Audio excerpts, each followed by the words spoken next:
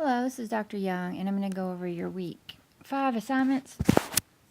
We start that back on the 2nd. So I want to go over these assignments, your discussion, and your individual work. So for week 5, you have see here, class discussion. Hold on, let me scroll down. There we go. So you have a class discussion and 2 individual work assignments. Whoops, I'm in 4. Nope, that's not where I want to be. Sorry. Okay, class discussion, you have 2 discussions and 1 individual work. So the opposite of that. So for your first discussion question, you're going to talk about the marketing mix. So you're going to play the role of you're going to imagine that you own an upscale restaurant that has been very successful over the past 5 years. Unfortunately, over the past 12 months, business has fallen off sharply. You need to examine your marketing mix to determine how to recapture lost customers.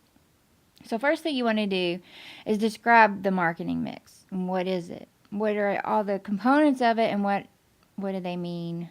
Why are they important? Things like that. Kind of just tell me what they are and why they're important. Important. And how might the marketing mix be used to increase business in this restaurant that you're running, that you own? Address each of the 4 elements in your response. So you're going to talk about your product, price, distribution, and promotion, all in terms of your restaurant that you own. So just kind of think of, you can model it after something that a restaurant that you might know about or, admire.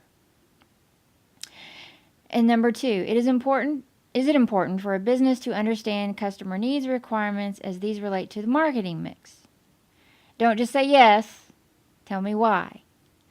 Describe the 2 or 3 strategies you think most useful in facilitating this understanding, considering how you could add them to your marketing mix.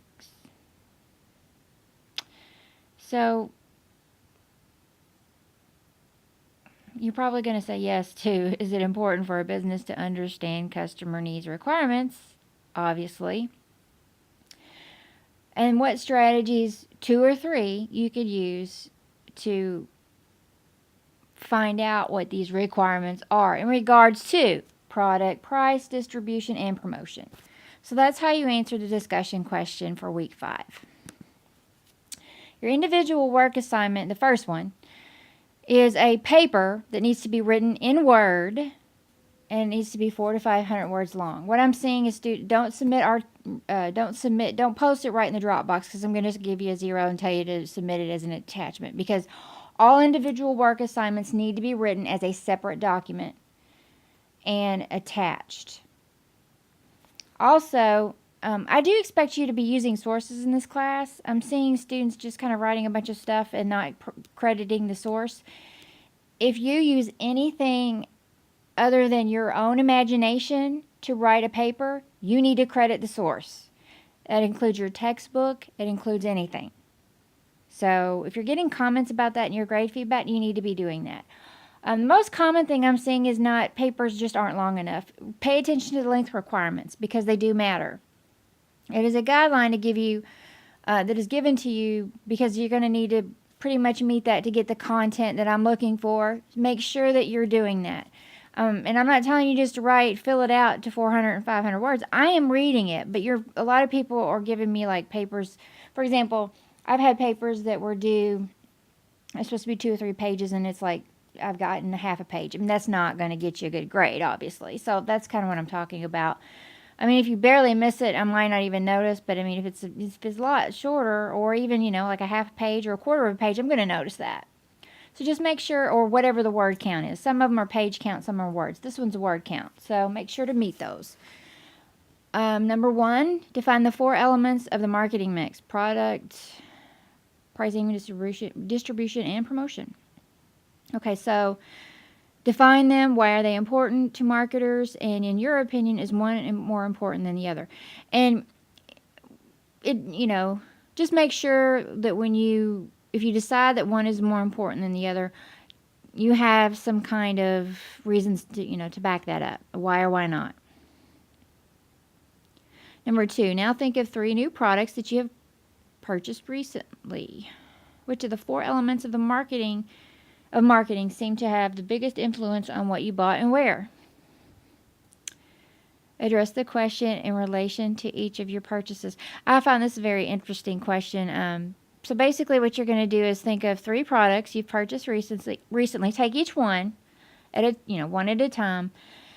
And which part of this marketing mix up here had the most bearing on your decision to buy that product? Do it for each one. And then 3, as a customer, what are your needs? Explain what level of satisfaction the businesses you patronize. To what level of satisfaction the business you patronize meet your needs. So, what strategies would you recommend that their management teams use in order to increase your customer satisfaction? So, for this question, you're exploring. Okay, so think about the places that you shop at the most. And why. So that kind of helps you determine what your needs are. And then, how satisfied are you shopping at this establishment, or if it's online or wherever. Just depends on what your needs are. So just kind of think through that as far as, talk about a couple, maybe 2 places, and how do they meet your needs, and what do you think they could do to make you an even happier customer, more satisfied customer. So that's for individual work 1. Now you'll see it's 400 to 500 words. It's 60 points. Please make sure to provide credit. Now you might not be using any information word for word. You should never use information word for word. But if you may not be using sources for this. You might be thinking through this paper. But if you're going to your textbook and looking at any of this, like let me look at the marketing mix again, then you're using that book for a source. So you still need to cite it. If you're writing anything talking about the definitions, I'm sure you're probably looking at your text. You need to cite your text. So make sure you do that. And I'm emphasizing that a lot, and I know in this video, because I'm seeing students not crediting sources, and that's a big issue. If I notice something in your paper and I know that it's from your text and you're not citing it, that's plagiarizing.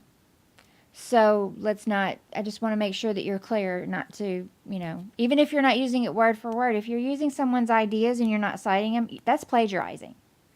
So make sure not to do that. And never use any information word for word from a source unless you're quoting it. And you can't quote an entire paper, so basically you need to paraphrase it and write it in your own words. So I'm going to probably post a separate video about that anyway. So let's go into class discussion 2.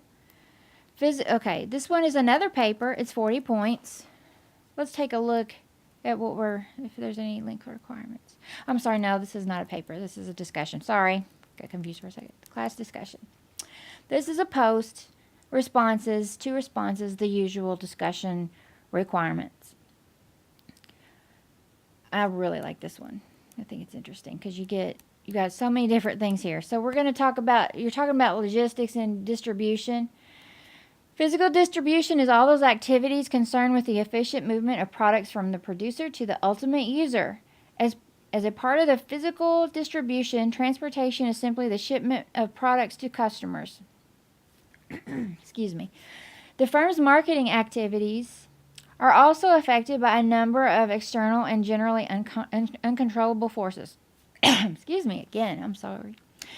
There are 6 types of forces that make up there are 6 types of forces. Oh, sorry, there should be a that right there. That make up the external marketing environment.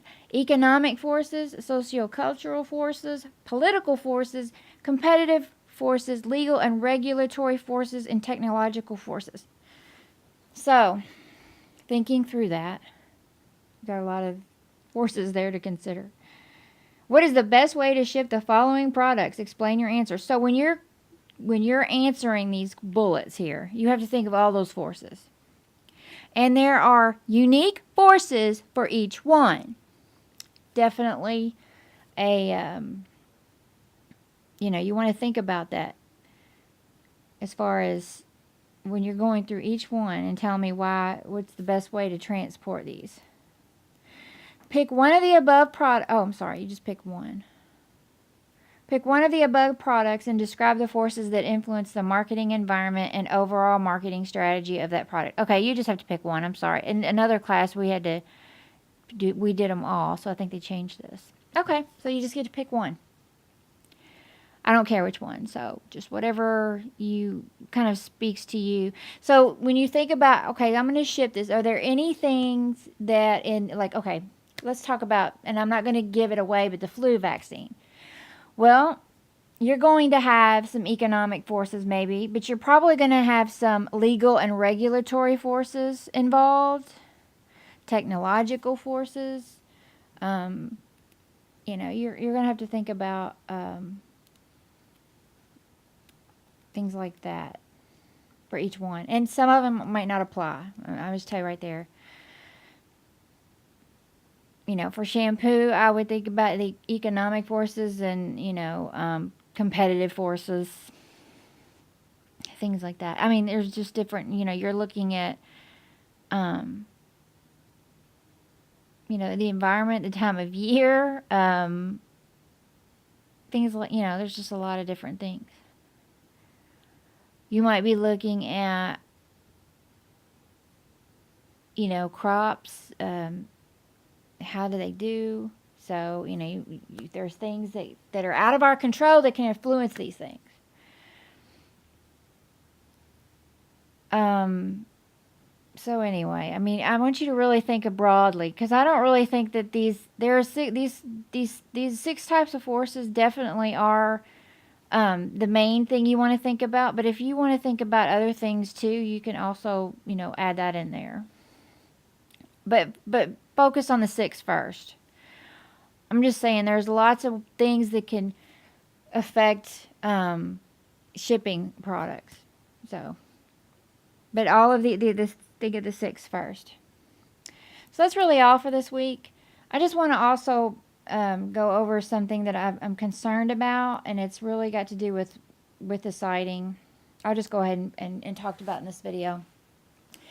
Again, if you're using a source, you need to credit the source. You're not going to do, you're not going to get docked for not giving me proper APA format as far as exactly how a formatted citation, perfectly formatted citation. I'm not going to, take off for that. But you need to keep, as far as your individual work assignments, those scores need to be about 20%. And if they're higher, you need to revise it till it's lower. And that means that you're using too much information from your source word for word, and that's plagiarizing.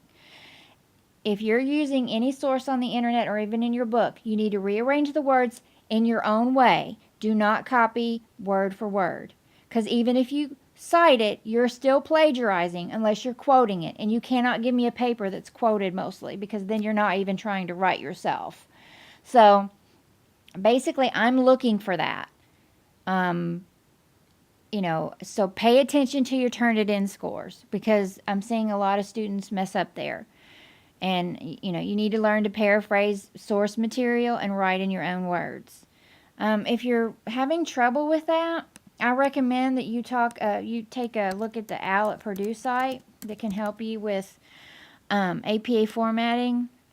And when I say that, I mean, if you look at in-text citations, and you can actually kind of learn how to cite your sources within the sentence. Like, what I find is easy. Like, if let's say you're looking at a source, and you got an author who's an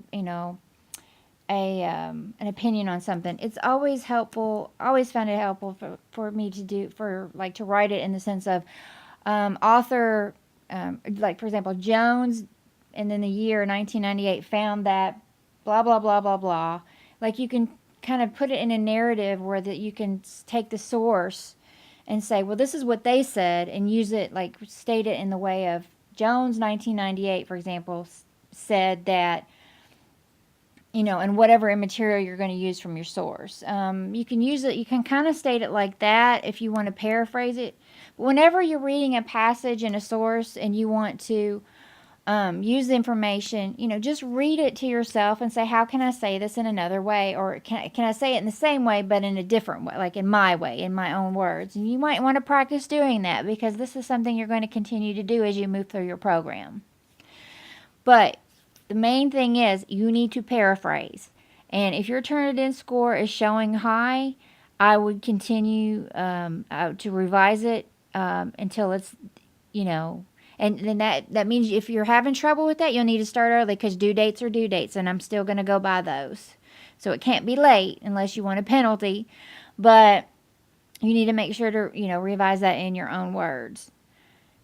And if you have any questions or concerns, let me know. I'll be happy to help, but these are just some issues that I really want to address now because, they're important. And as you move through the program, the issue is, the worse the penalty, you can get a 0 for plagiarizing. In this class, we don't, I don't take points off for APA format because you're just learning, and this is kind of learning. But in future classes, you will lose points for that. So you need to start getting in the mindset of learning APA style, citing your sources and paraphrasing your, any information that you use from a source.